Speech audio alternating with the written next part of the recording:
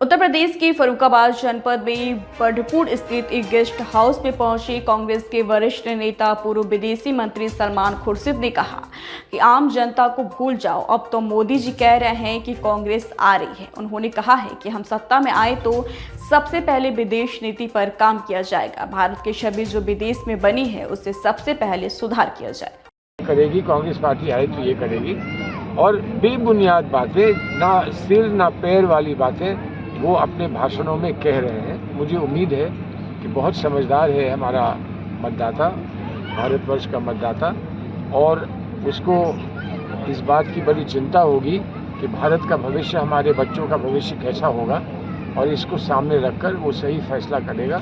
हमें पूरी उम्मीद है। बीजेपी जो है लगातार हिंदू मुस्लिम बांटने की बयानबाजी कर रही है।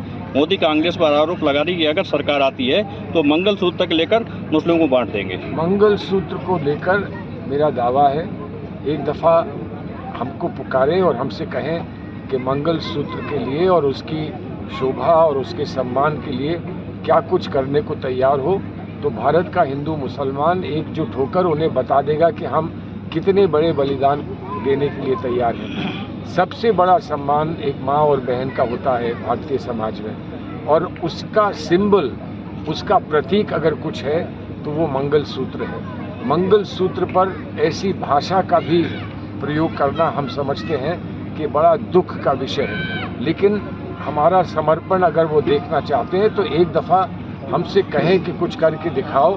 हम पूरी तरह से हर कुर्बानी और बलिदान करके दिखाएंगे और बता देंगे कि हमारी जो समझ और हमारी जो सोच मंगलसूत्र के बारे में है वो उनकी सोच से कितनी दूर है और कितनी अलग है।